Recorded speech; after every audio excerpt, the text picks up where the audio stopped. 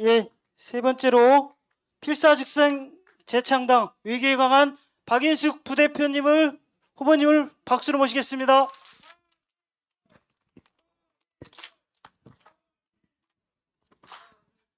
네, 고맙습니다. 부대표 후보로 나온 박인수, 우리 여러분들께 뜨거운 마음으로 다시 한번 인사드리겠습니다.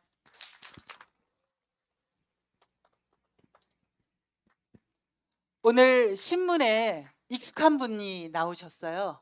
눌라라고 브라질 노동자당 대통령 후보로 나온 눌라의 기사가 나왔습니다. 비록 1차에서 대통령이 되지 못했지만 결선에 진출했다는 것입니다. 예전에 눌라가 했던 말 중에 슬로건인데요. 행복해지기를 두려워하지 말라, 이런 말이 있었습니다. 저는 우리에게 혁신을 두려워하지 말라 하는 문제로 오늘 여러분들과 이야기를 나누고 싶습니다. 모두 다 혁신을 얘기하죠. 재창당을 얘기합니다. 뼈를 깎는 고통을 얘기합니다. 그런데 저부터 다시 한번 정말 우리는 가죽을 벗겨내는 이 혁신의 의지가 있는가에 대해서 질문하고 싶습니다. 얼마 전에 비례의원 관련한 총투표가 있었습니다. 저는 찬반을 떠나서 안타까운 일은 제가 개별로 국회의원들 몇 분에도 의견을 전달을 했었는데요. 이런 상황에서 국회의원들은 저는 제 신임을 걸고 당당하게 앞에 나와서 본인의 이야기와 설득을 통해서 이 상황을 돌파하는 것이 바로 정치인의 모습이라고 저는 제안드렸습니다. 그러지 못한 것이 좀 아쉽습니다. 저는 우리 당이 정치하는 사람들의 정당으로 혁신하는 게 일단 1번이라고 생각합니다. 아까 이기중 후보님 비례후보 관련해서 얘기했는데요. 저는 이것도 혁신의 과제라고 생각합니다. 언젠가서부터 우리 당은 비례후보로 출마하는 사람들이 뭔가 슬쩍 나타나는 이러한 문제, 저는 잘못된 거라고 생각합니다. 정치인들이 모인 곳에 정치적 욕망과 의지를 가지고 자기의 실력과 노력으로 당당하게 올라올 수 있는 분위기를 만들어야 됩니다. 그런데 총선 캠프에 비례후보는 참여도 시키지 않고 갑자기 듣보잡, 갑작 출연으로 비례의원들은 슬쩍 나타나서 아무런 정치적 준비나 검증도 없이 우리 당의 얼굴이 되었던 것에 대해서 저는 혁신해야 한다고 생각합니다. 동의하십니까?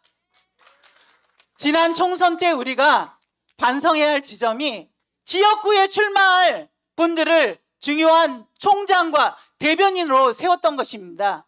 그래서 출장을 왔다 갔다 하면서 선거를 제대로 하지 못하는 이런 문제, 저는 지역구에 열심히 복무하고자 하는 것에 대해서 당 차원에 적극적으로 지역 정치인들에게 우선적인 기회의 문을 만드는 것과 각각의 위치를 제대로 준비하는 것, 그것에 대해서 이제는 단절해야 한다고 생각합니다.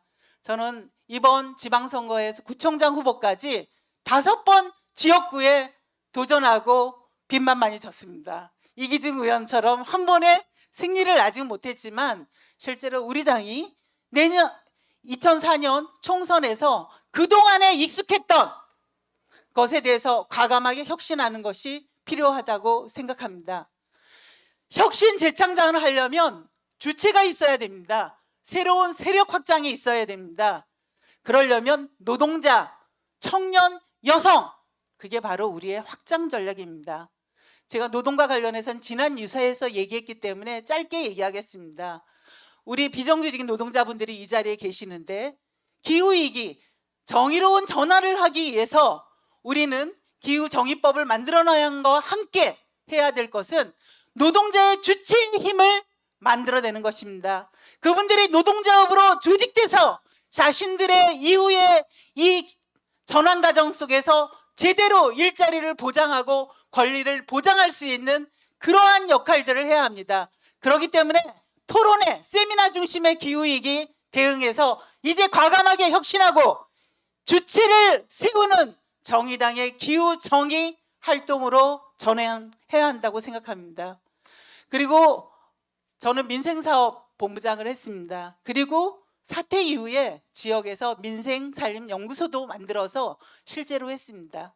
근데 민생사업은 새로운 플랫폼, 자본 독점 체계에 대해서 우리가 대항을 해야 합니다. 정의당이 그 문제에 대해서 공부하고 연구하고 새로운 방법을 내지 않고 우리 자영업자 문제, 노동자 문제를 보호할 수 없습니다. 이렇게 위기에 강한 박인숙 여러분의 부대표로 만들어 주십시오. 최선을 다하겠습니다. 고맙습니다.